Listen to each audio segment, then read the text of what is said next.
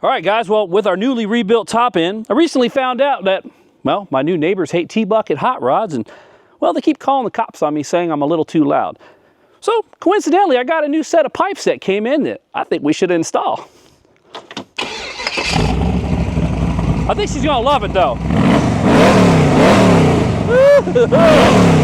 Man, that sounds damn good.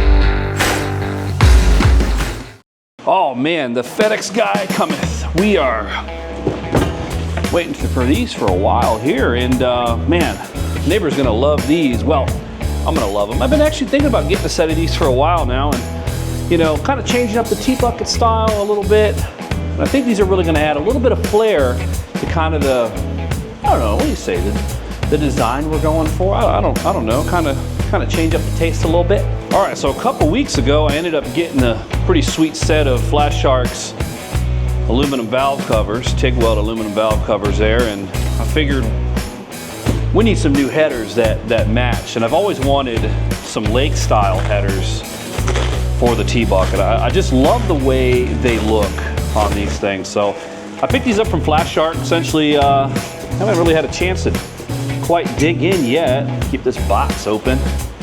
Looks like hand-tigged polished stainless steel is what this is looking like here. 3.5 inch collector, I believe. Really only two standard sizes there. We got a solution for that there. We're not gonna run them like typical lake headers here, but I wanna get these installed and get out there on the road and test them out. Looks like we've got, looks like it'll fit a standard and a D-ring or all D-hole header here. So that's gonna work perfect for our new heads that we just rebuilt and put on there. Man, look at that sucker there. Let's check out, see what else is in the box before we get installing. Right, so it looks like we've got a nice little set. These look machine tigged here. Let's check these out, even though we're not gonna use these.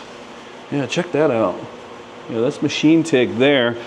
These would typically go here. If you're not familiar with a lake style header here, I'll show you how they go typically when they're mounted, but that's pretty sweet there. All right, so we've got those. Oh man, we even got, I had bought a set, man, check that out.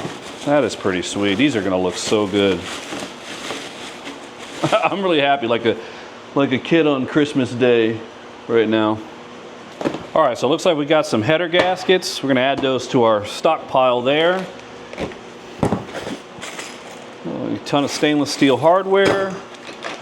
We've got our block off plates. That's for your traditional lake style setup there, as well as gaskets. Man, this is gonna be fun. Let's do a quick mock-up. Wow, that's gonna look so good when they're done here. Well, take a look at that.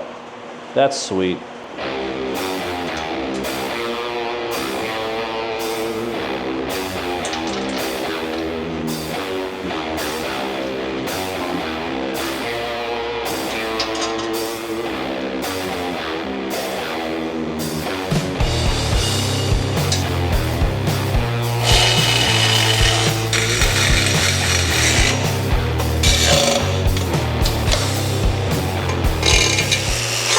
All right, what do you guys think about that? They're nice, oh. Wow, that looks really good. So I ended up using the stainless hardware that came with it versus what I was using on before. I've been running these bolts now for, well, they've been in and out a bunch of times, and these are a little more aesthetically pleasing, but we'll see how long, if they're truly stainless steel, and see how long they set. Added just a little bit of red Loctite as well, since we're, well, typically you wouldn't use a Loctite going into aluminum heads depending on the type of bolt if you're using like an ARP or something, but I added just a little bit as a little bit of an insurance policy here. But wow, I think those really match our valve covers there, and then the other side as well. So now we need to talk about modifications. And modifications, in a sense, have lake style headers, but we're not really using them what they're originally designed for. If you're not familiar with this style of header setup for the guys out there, typically, and the kit comes with, this is like a, this is like super thick, but you know, you would block that off there, and then what you would do is use this part that came with the kit as well, and then you would actually run exhaust piping down off this collector. I think this is a 2-inch, so 3.5 and 2, and you'd run this down underneath the body. Just, you see that? It still leaks transmission fluid. But again, you'd run this down all the way out the back, and then do your typical rear exit. And then there's a lot of stories and myths and whatever behind this, but essentially you would have this run out just like you would, right? So some mufflers and some rear exit, and you have some piping. And then when you show up to hang out with your buddies and doing some lake bed racing or whatever, you would essentially quick detach this, and you would have straight pipes. They, blow some flames and stupid loud. So, we have the option to use this, okay, route some piping underneath and do a rear exit. That would be just way too easy. So, we need to make some stuff. All right, so first we need a little bit of budget powder coat here.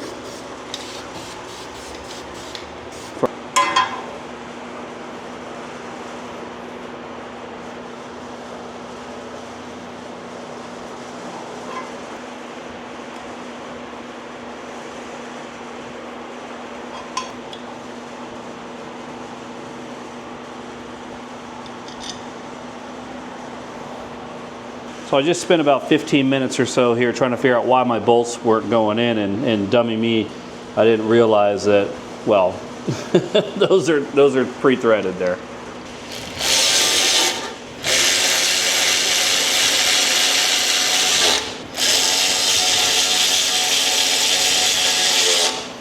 I'm going to attempt to run the plasma cutter on this. Just get us some nice straight edges, and then we can go back and, I don't know, what do you want to call it? Cope the edges? Cope them? Coke them?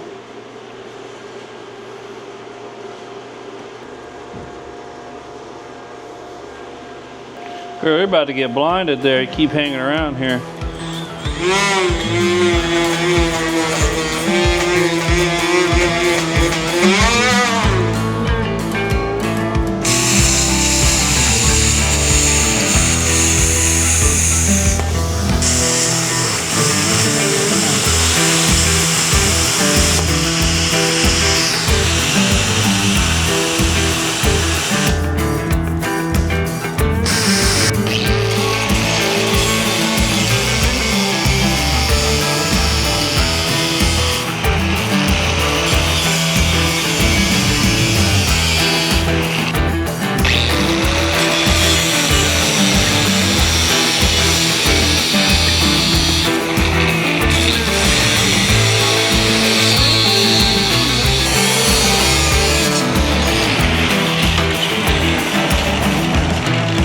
There we go.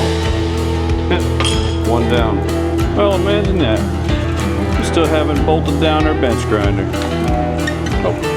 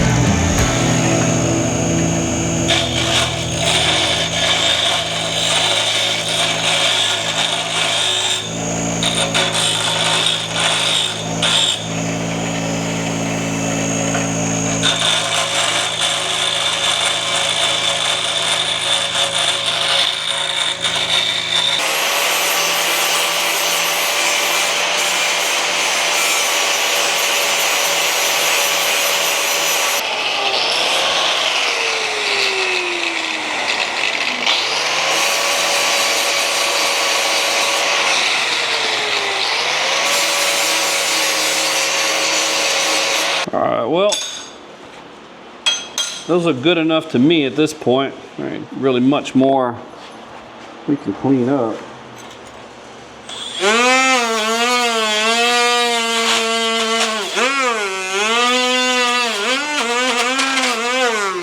A little barb there.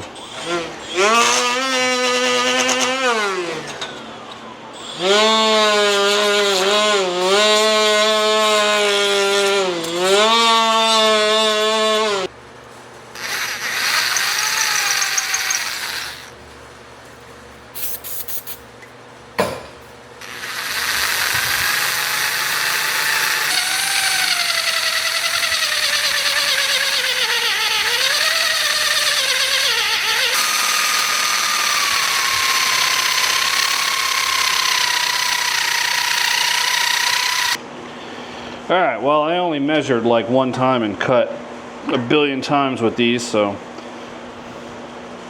all they're doing is blocking off air. So, all right. Uh-oh. Imagine that. It didn't drill our hole big enough. Alrighty, so we got some bigger holes here. So now, haha. Just a little bit of a step drill, get that a little wider. I think that'll be all right. Pattern wasn't perfect, but it still looks good. And it's black, it matches the tbucket. That's all that counts now. Flat spray paint powder coat black. So it should, yeah, there we go, that'll work. I think we did pretty good on leftover hardware, actually. Typically we have tons of nuts and bolts left, and well, we're getting better. Definitely getting better. But that looks pretty darn good from the side there. I mean, you obviously really can't see from the bottom, but it's going to do its job on what it actually needs to do instead of running these the typical way they're, well, again, you get personal opinion, right? You can run them any way you want, but it's going to be a nice little block there. Now, what I'm really curious is how these suckers are going to sound. Let's push it out and start it up. More than likely, these are going to need some baffles, or maybe we'll drill a hole and put like a spark plug in there on like a little switch on the dash, and then when we're sitting at a stoplight, we can look even faster than we really are. Oh yeah, did you guys also notice down here we got a little bit of more puking going on? So oil pan gasket, well, I'm sorry, transmission oil pan gasket, and that's the gasket on the drain plug there for our oil pan there. That's an easy fix. We're gonna get that one done, but God, I feel like every time we do a video, that pile gets bigger and bigger and bigger.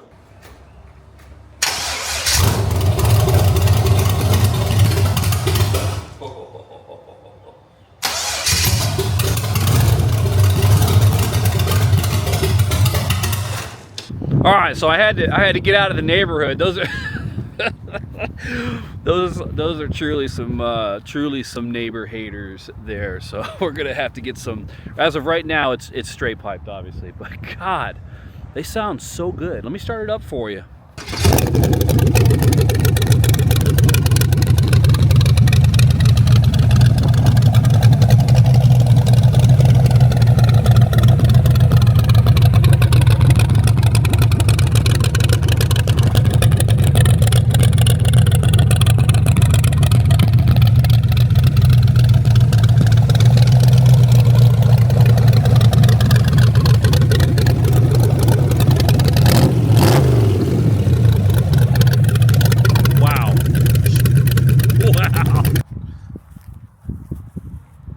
I just got to start it up again. I love the way these sound. Woo!